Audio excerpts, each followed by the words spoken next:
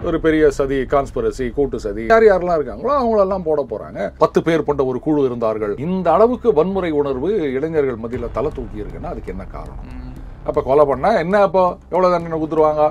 ஒரு 14 வருஷம், அப்புறம் நன்னடத்தை, பரோலு, இப்படின்ற மாதிரி செட் ஆயிட்டு.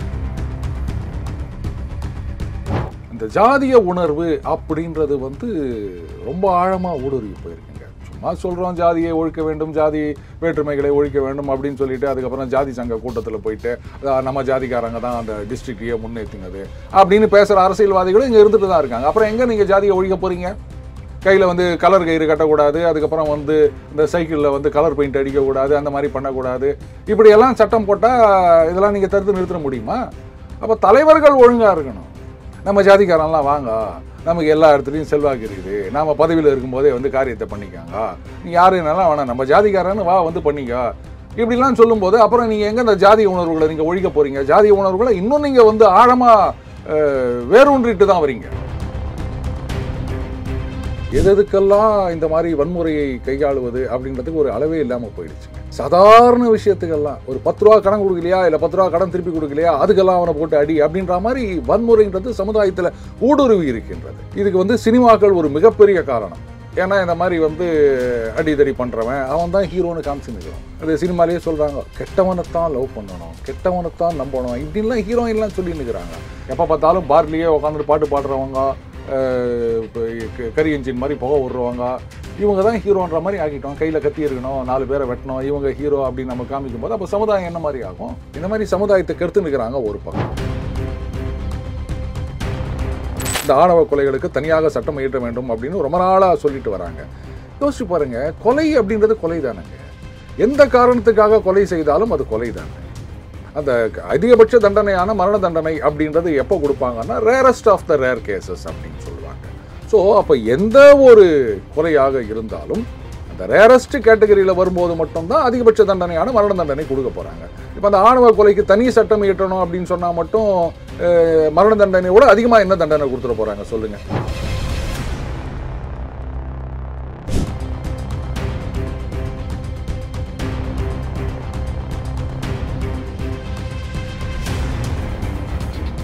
ரியல் ஒன் நேயர்களுக்கு வணக்கம். இன்று நம்மளுடைய நேர்காணலுக்கு டெய்லி பஞ்ச் அருண் அவர்கள் இணைஞ்சிருக்காங்க. சார் வணக்கம். வணக்கம் தமிழ். திருநெல்வேலி மாவட்டத்தில் ஆணவ கொலை நடந்திருக்கு. இந்த கொலை பற்றி பார்க்கணும் அப்படின்னா கவின் என்ற ஒரு ஐடி ஊழியன் வெட்டி படுகொலை செய்யப்பட்டிருக்காங்க. கவினை பொறுத்த வரைக்கும் அங்கே இருக்கக்கூடிய பெண் ஒருத்தவருக்கு காதல் தொல்லை, கிட்டத்தட்ட ஒரு காதல் பண்ணுற மாதிரியான தொல்லைகள் கொடுத்ததுனால அவருடைய சகோதரர் வெட்டி படுகொலை செய்யப்பட்டிருக்காரு அப்படிங்கிறது செய்தி வாயிலாக அறிய முடியுது. அதே நேரத்தில் வெட்டி படுகொலை செய்யப்பட்ட அந்த நபரில் சுர்ஜித் அப்படிங்கிற ஒரு பேர் அடிப்படுது. சுர்ஜித் அப்படிங்கிறவர் தான் அந்த கொலையை பண்ணியிருக்காரு. அவருடைய பெற்றோர் காவல் உதவி ஆய்வாளராக இருக்காங்க. அவங்க மேலேயும் 6 பிரிவின் கீழே இந்த கேஸ் பதிவு செய்யப்பட்டிருக்கு. இதையும் தாண்டி அவங்களுடைய பெற்றோரின் தூண்டுதலின் பெயரில் தான் கவின் படுகொலை செய்யப்பட்டிருக்கார். அதற்கு சுர்ஜித் கொலை செய்ய தூண்டப்பட்டிருக்கார் அப்படிங்கிற மாதிரியான செய்திகள்லாம் வந்துகிட்டு இருக்கு. ஓவராலாக அந்த விஷயத்தை எப்படி பார்க்குறீங்க? இல்லைங்க, முதல்ல இது ஆணவ கொலை அப்படின்னு சொல்கிறாங்க. அதுக்கப்புறம் பெற்றோரின் தூண்டுதல் பேருன்னு இப்படி எல்லாம் செய்தி வரத்தான் செய்யும். இது போலீஸ் இன்வெஸ்டிகேஷன் முடியணும். அதுக்கப்புறமா தான் உண்மை என்ன அப்படின்றது தெரிய வரும். இதில் என்ன சொல்லியிருக்காங்க, அவருடைய சகோதரியுடன் பேசியது பிடிக்கவில்லை அதனால் அப்படின்னு. இன்றைக்கி எதுக்கெல்லாம் இந்த மாதிரி வன்முறையை கையாளுவது அப்படின்றதுக்கு ஒரு அளவே இல்லாமல் போயிடுச்சுங்க.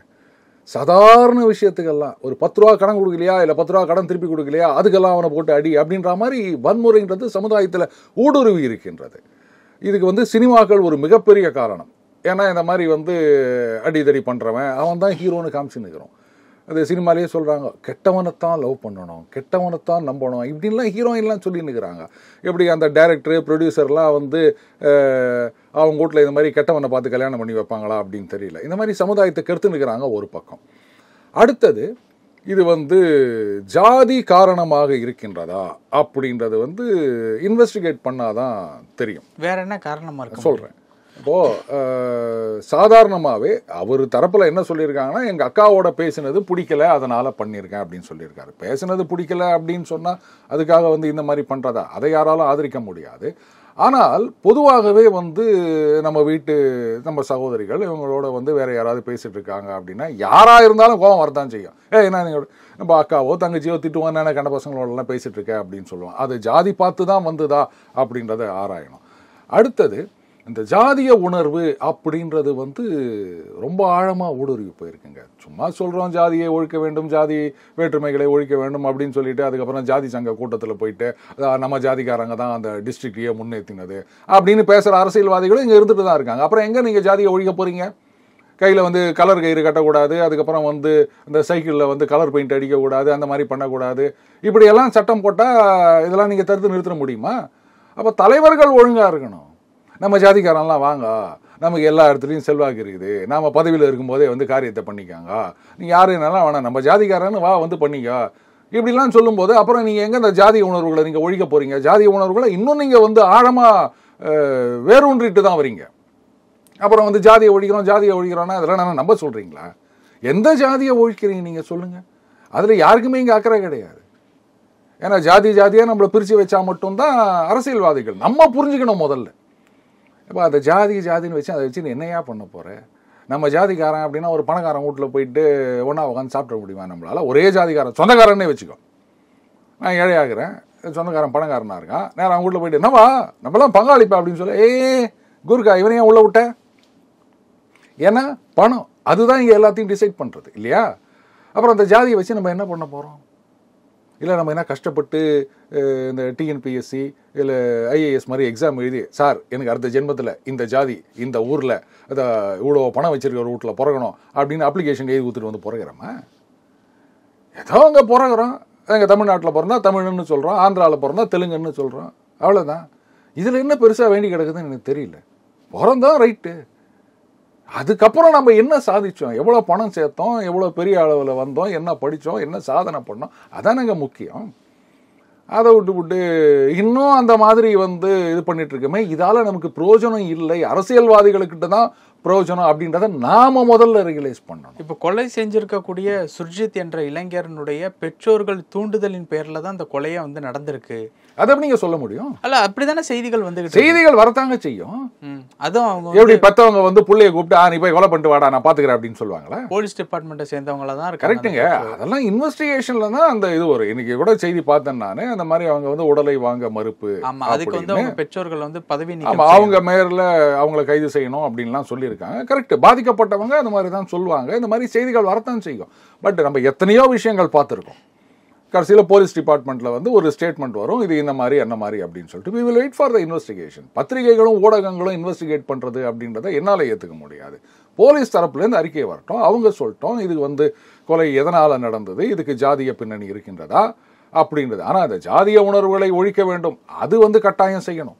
இன்னைக்கு கிருஷ்ணசாமி அவர்கள் கூட சொல்லியிருக்காரு, தென் மாவட்டங்களில் வந்து இந்த ஜாதிய உணர்வுகள் மீண்டும் தலை தூக்குகின்றன, இதுக்கு வந்து நீதிமன்றங்கள் தலையிடுமா அப்படின்னு. ஏன்னா எல்லாத்துக்கும் இப்போ நீதிமன்றங்கள் தான் வந்து தலையிடணுன்ற மாதிரி ஆயிப்போச்சு. ஜாதியை ஒழிக்கணும்னா என்ன பண்ண போகிறோம் யாருக்கும் தெரியாது. என்ன பண்ணணும்னே தெரியாம நாம வந்து அதை ஒழிக்கணும். இப்ப இந்த விஷயத்துல ஜாதி இல்லாம வேற ஏதாவது காரணங்கள் இருக்குன்னு நினைக்கிறேன். அது எனக்கு தெரியலங்க. அவருடைய ஸ்டேட்மென்ட் ஜாதியை பத்தி தான் நீங்களும் எக்ஸ்பிளைன் பண்றீங்க. அப்போ இதுல ஜாதி ரிலேட்டபிளான இப்ப காதல் அது இல்லைன்னா வேற என்ன பணமா இருக்குமா இல்ல வேற ஏதாவது காரணம் இல்லைங்க? அது இன்னொரு செய்தியும் பார்த்தேன். அதுல வந்து அந்த கொலை செய்ததாக குற்றம் சாட்டப்பட்டுள்ளவர் என்ன இப்போதைக்கு அப்படிதான் சொல்லலாம். இல்ல கொலை செய்ததாக குற்றம் சாட்டப்பட்டவர். லீகலா டெக்னிக்கலா அப்படிதான் நம்ம பேசணும். அவர் சொன்னதா ஒரு செய்தி வந்திருக்கு, இது மாதிரி எங்க அக்காவோட பேசுறது பிடிக்கல, அதனால நான் இது மாதிரி பண்ணேன் அப்படின்னு சொல்லியிருக்காரு. மற்றபடி அவர் வேற்று சாதின்னு அவர் சொன்னதா அந்த செய்தியில இல்லைங்க. சரியா? அப்போ இது பொதுவாகவே யாருக்கும் நம்ம ஏற்கனவே சொன்னோம் இல்லையா, நம்ம அக்கா தங்கச்சியோட யாராவது பேசிட்டு இருக்காங்க அப்படின்னா ஒரு அண்ணன் தம்பின்னும் போது ஒரு கோபம் வரத்தான் செய்யும். ஸோ அதனால அவர் பண்ணாரா இல்லை வந்து அவர் வேற்று ஜாதி அப்படின்னு தெரிஞ்சதுனால பண்ணாரா அப்படின்றது இன்வெஸ்டிகேஷன்ல தான் தெரிய வரும். மீடியாவே உட்காந்து ட்ரையல் பை மீடியான்ற மாதிரி இன்வெஸ்டிகேஷன் பண்ணுறதை என்னால் ஏற்றுக்க முடியாது. அப்படி வந்து ஜாதிய உணர்வுனால அவர் அந்த மாதிரி கொலை செய்திருந்தார் அப்படின்னு விசாரணையில் தெரிய வந்தது அப்படின்னு சொன்னால் கடுமையான நடவடிக்கை.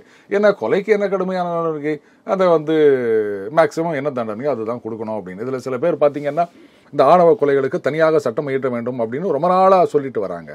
யோசிச்சு பாருங்க, கொலை அப்படின்றது கொலை தானுங்க.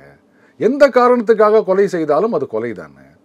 அந்த அதிகபட்ச தண்டனையான மரண தண்டனை அப்படின்றது எப்போ கொடுப்பாங்கன்னா rarest of the rare cases அப்படின்னு சொல்லுவாங்க. ஸோ அப்போ எந்த ஒரு கொலையாக இருந்தாலும் அந்த ரேரஸ்ட் கேட்டகரியில் வரும்போது மட்டும்தான் அதிகபட்ச தண்டனையான மரண தண்டனை கொடுக்க போகிறாங்க. இப்போ அந்த ஆணவ கொலைக்கு தனி சட்டம் இயற்றணும் அப்படின்னு சொன்னால் மட்டும் மரண தண்டனையோட அதிகமாக என்ன தண்டனை கொடுத்துட போகிறாங்க சொல்லுங்கள்? அப்படியே மரண தண்டனை உச்சபட்ச தண்டனை அப்படின்னு சொன்னாலுமே அது ரேரஸ்ட் ஆஃப் த ரேர் கேஸா அப்படின்றத நீதிமன்றம் தான் முடிவெடுக்க வேண்டும். அதனால் இதுக்கு தனி சட்டம் இயற்ற வேண்டும் அப்படின்றதெல்லாம் ஒரு தீர்வாகாது. அந்த ஜாதிய உணர்வுகளை, ஜாதி வேறுபாடுகளை, ஜாதி ஏற்றத்தாழ்வுகளை அதை நம்ம ஒன்றும் இல்லாமல் பண்ணணும். அதுக்கு என்ன பண்ணணும்?